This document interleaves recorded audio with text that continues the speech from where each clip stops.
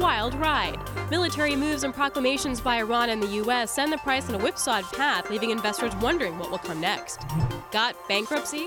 Borden becomes the second major U.S. milk seller to file for bankruptcy in as many months. What is driving them to the filings? And a plastic tidal wave. I sit down with the CEO of Chevron Phillips Chemical as multi-billion-dollar chemical and refining plants sprout up to tackle the world's changing stance on plastics.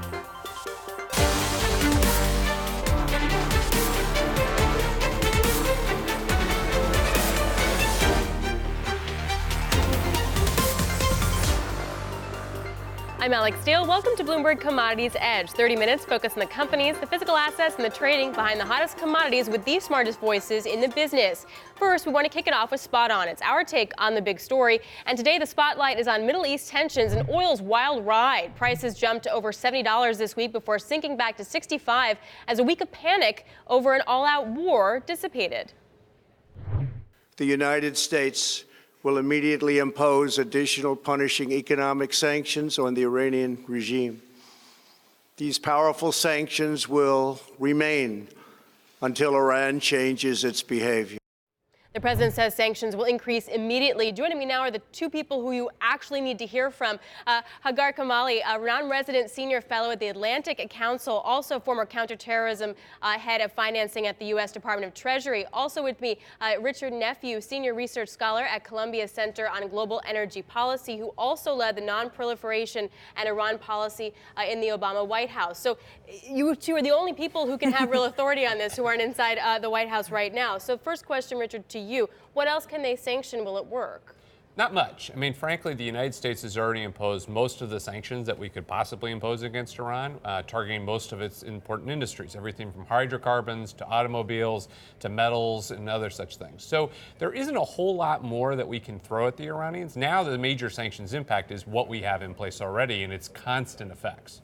So are we better off today than we were like 2 weeks ago? You ran counterterrorism, right? So why is it more dangerous today? Right. So for as long as I was at the Treasury Department working in counter-terrorist financing, Qasem Soleimani was at the root of everything behind Iran, right? So numerous minor and major Iranian terror plots, and interestingly also, or more critically, their broader foreign policy strategy in the region to fund and arm proxies and terrorist groups in different countries like Lebanon, the Houthis in Yemen, certainly the partnership with the president of Syria, Bashar al-Assad, right? That was all Qasem Soleimani's brainchild. So for sure, in the long term, we are better off, the Middle East is better off without Qasem Soleimani. He was a very bad guy, although the name was not as recognizable. But in the near term, the situation remains extremely dangerous for Americans there, American assets, and civilians. So then what else can Iran then do sort of against these sanctions? Like what's on the table in a realistic way? Well, Iran's basic response thus far has been twofold. One, it's to push back on the sanctions through indigenizing as much of the economy as they possibly can. So they're trying to build up their domestic industries to the extent possible while also evading sanctions. The second thing is lashing out both within the region, lashing out through the use of terrorism, lashing out at their population at home. So what I actually fear we're also going to see, not just bad actions taking place inside the Middle East, but Iran returning to the use of terrorism against U.S. assets and U.S. entities and things that look like the United States in Africa, Southeast Asia, Latin America, anywhere that they think is a potential soft target.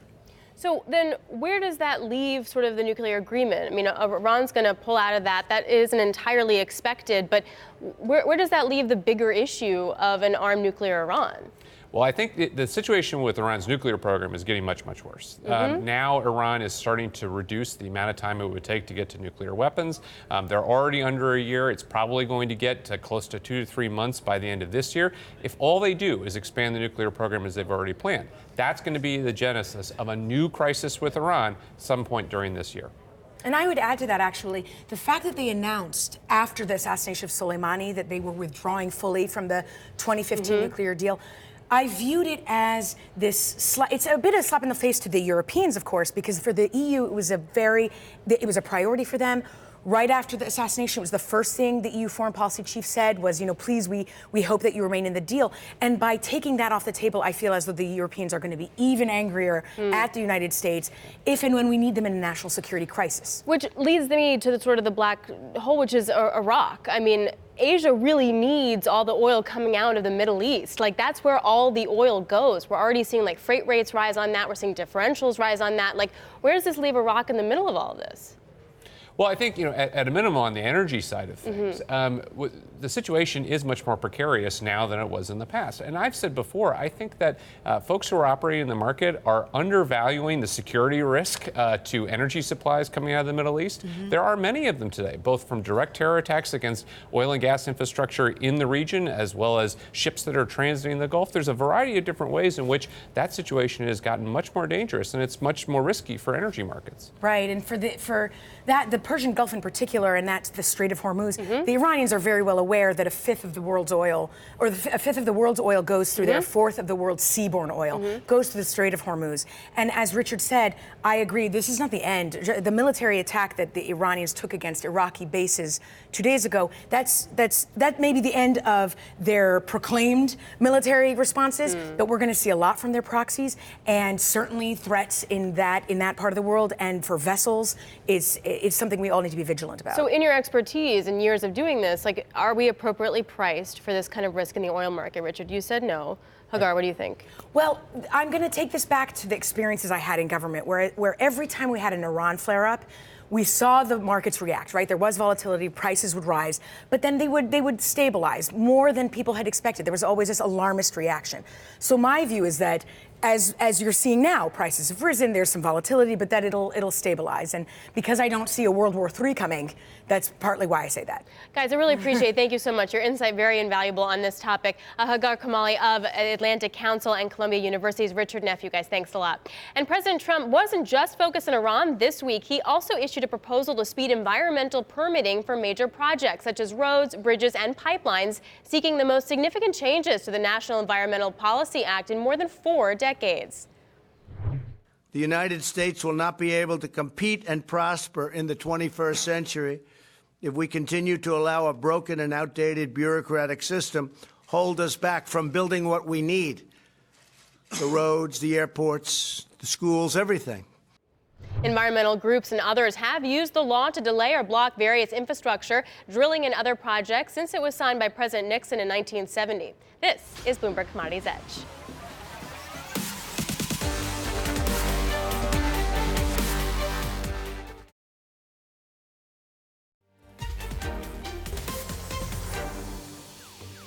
I'm Alix Steele, and this is Bloomberg Commodities Edge. Time now for the Data Dig, where we delve deep into the market trends of the week.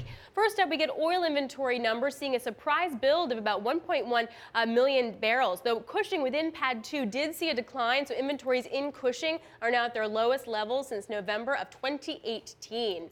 And here are some second round effects that we're seeing from the tension between the Middle East and the U.S. So this is how much it costs to move oil from the Middle East to China, and that cost may actually rise.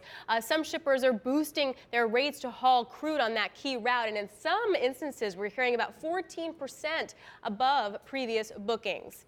And it is definitely a happy new year for Apache. The struggling U.S. E&P announcing a significant oil discovery off the northeast coast of South America. You can see it reflected here in the chart. Now, investors were worried it would be another flop. In a statement, the Apache CEO said wells could be, quote, prolific. Now I want to stay with E&Ps and get into the ring because it's capital discipline versus the higher oil price. Just in the last month, the back end of the curve has jumped as the market saw even steeper backwardation. So the question, are producers hedging, which could keep the oil flowing when maybe it shouldn't? I'm joined now by a skeptic, David Ramsden Woods, author and principal at Prevail Energy. How you doing? Happy New Year. I'm doing well. Thank you for having me. So are we seeing hedging? What's your gut? So I spoke with Aegis on, I guess, Monday this week, and they said that they did see increased activity on Friday and Monday. That being said, relative to Saudi Arabia, that was an infrastructure attack on supply, and so there wasn't quite the same level of volume that you would expect. However, for me, if operators need to have $60 a barrel oil, we saw the strip come up. So if we did some, fix for floating swaps and hedging, that would have made a lot of sense. So I'll be looking for that in Q4 earnings calls to see who actually took that action to secure their balance sheet. So, the question obviously is like, is this going to keep anyone alive when they shouldn't be alive, or sort of pumping more when they needed to be more capital disciplined? Does that change what the U.S. oil production is going to be this year? What's your thought? I mean, to me, I don't describe this as a crisis of low commodities. I describe it as a crisis of balance sheets. And so between a $55 and a $65 WTI price, banks have reined in their lending. They've reined in their lending standards. So I would expect every free dollar above 55 is going to go to debt repayment and balance sheet restoration. So in terms of helping companies survive, yes, if they can get their debt to EBITDA from 3 to 2.5 or something, that'll make a change. But realistically, I wouldn't expect to see anyone ramp up. So my expectation is we see oil production decline in 2020. From today, we will decline point forward.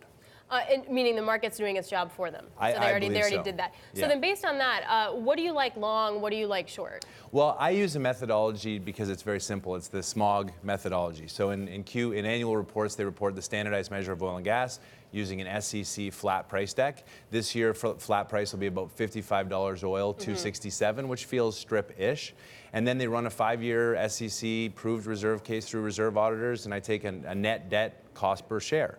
And so to me, I see, and I'm long these names, but I see Centennial Development Resources as a acquisition target and as a long. I see Callan as a long, and I see PDC as a long.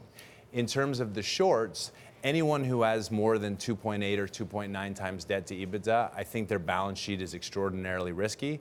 And if they haven't been taking steps to hedge, we have some issues in my view. At what point do we get oil prices high enough where they get real relief? I mean, I would expect it would be north of 65, but at north of 65 WTI, you would expect to see OPEC start to cheat more. And so I think there's a ceiling on oil prices. That being said, for me, I believe we'll see a $60 to $65 average for oil price. Where I'm really concerned is on the natural gas side.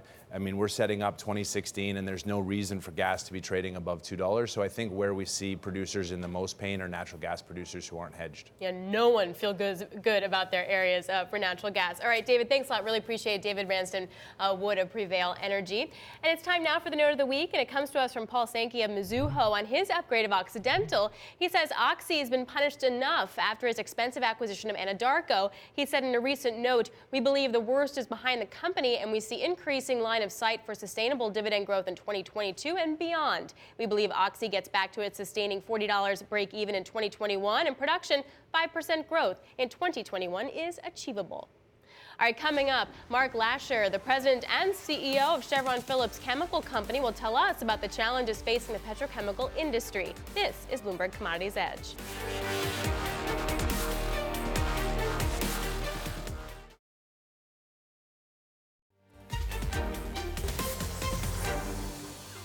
The aviation industry has got a very strong commitment to decarbonize, and sustainable aviation fuel will form an important part of that. There's no additional investment that needs to be made. The only thing you need to do is drop it into the tank and off you fly.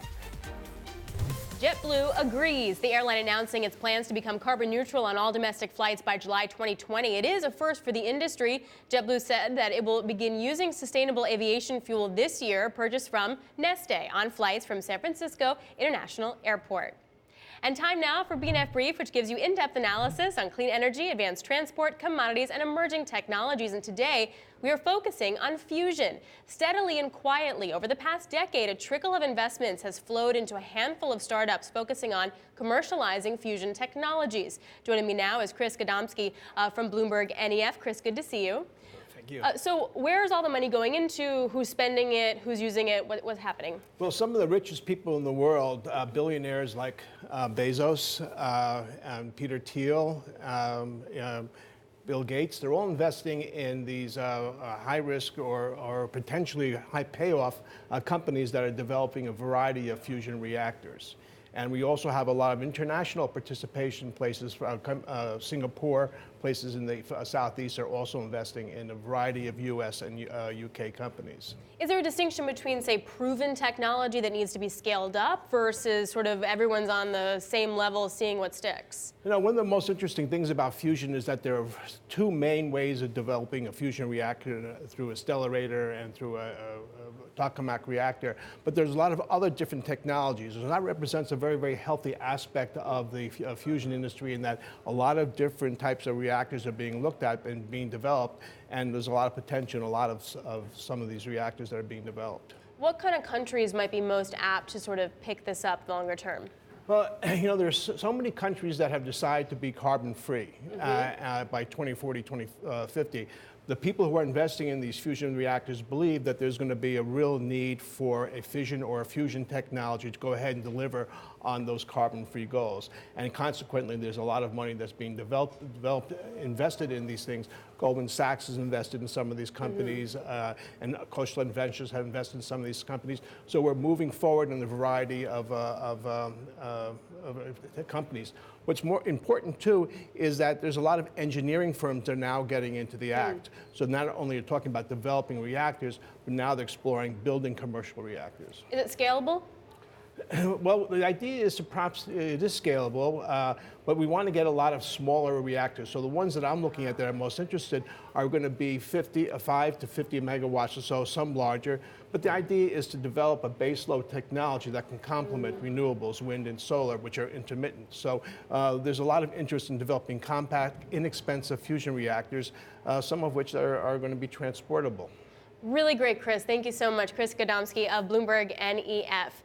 And we turn now to Commodity in Chief, where we focus on one executive in the commodity world. And today, it's Mark Lasher, CEO of Chevron Phillips. First, a closer look at the company. A tidal wave of plastic raw materials is coming. At least $40 billion in new petrochemical facilities have been announced or built in Texas and Louisiana. At the same time, the trade battle is hurting demand, compressing refiner margins. Enter Chevron Phillips. Created back in 2000, combining Chevron's and Phillips' global petrochem businesses. It has 36 production facilities in the world with more than 70,000 customers. And it makes products from ethylene, polyethylene, propylene, and other specialty chemicals used in everything from tool cases to pill bottles to toys. And it's one of the culprits adding to supply, partnering with Qatar Petroleum to develop a plant on the U.S. Gulf Coast and another one in the Persian Gulf. The long-term problem? Climate change. The total amount of oceanic plastic waste is expected to more than double by 2030. And there is a pushback on everything from plastic bags to straws. New York City, Seattle, Oakland, and Miami Beach have all banned or are trying to ban plastic straws. Boston, Chicago, LA, and San Fran now prohibit plastic bags. And Chevron Phillips is committed to its organic growth in an industry battling short-term oversupply and a challenging future. I recently caught up with Mark and I asked him about his company's recent expansion. We started up a facility in late 2017, early 2018. Those assets came online quickly and were sold out very quickly. So it's, like I said, the growth is there, the demand is there. We've been able to run our assets at 100% and place the material successfully. Part of the key, though, is that advantage feedstock position that we've placed around our assets. We believe that the strategy we employed will allow us to compete globally in any part of the business cycle. So margins, because of the low feedstock price, are they holding up? Like, what's your view on your margins? Margins are compressed because of the uncertainty. We're still doing well, but we'd always like to have higher margins. So we're seeing the inventory levels of ethylene decline in North America. The spot price is moving up. And the same thing's happening in polyethylene today. So we're seeing a natural course of events from these assets coming on, ramping up, getting digested in the marketplace, and now the inventories are moving back to a more sustainable level, which is great because next year there's more capacity coming on, so the inventory levels have dropped and there's room for that capacity to come on without being too disruptive. Does that mean that you foresee better margins than next year? I don't think margins will be dramatically better, but I don't think they'll be dramatically worse either. We're in the process of digesting this new capacity, and it's all part of the business cycle.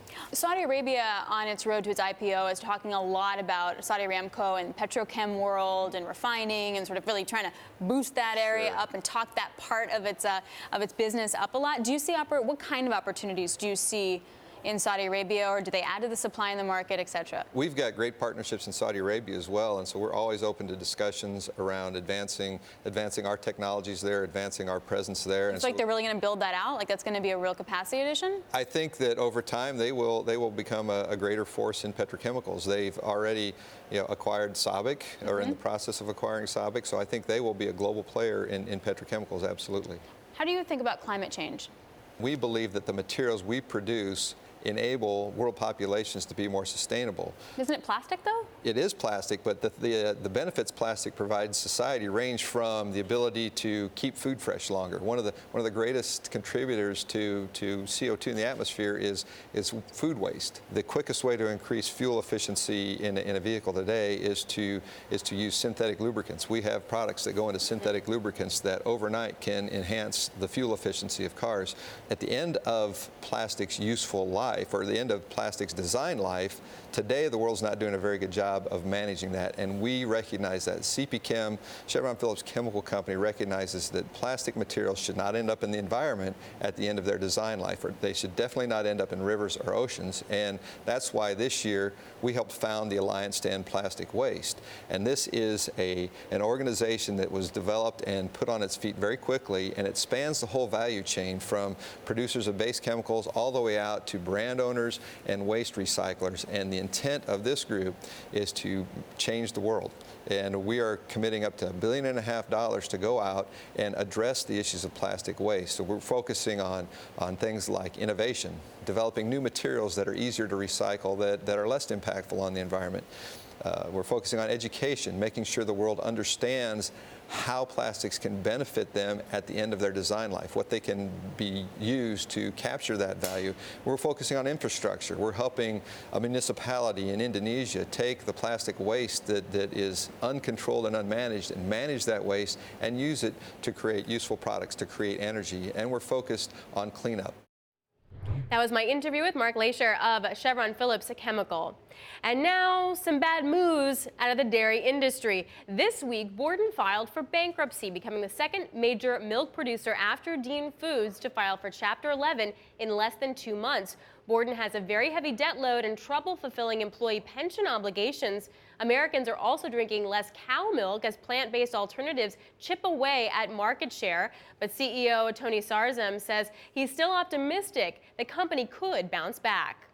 And here's what's on my commodity radar for next week. So Tuesday, you get China December trade data. That includes things like steel, rare earths, and coal. Then Wednesday, we get the OPEC monthly oil market report, just how much oil is OPEC actually producing now with the new guidelines. And Alcoa also comes out with earnings. Then Thursday, you have the IEA monthly oil report as well, looking for U.S. shale production and the strength there for this year. And Friday, Schlumberger releases its earnings, the first for its new CEO.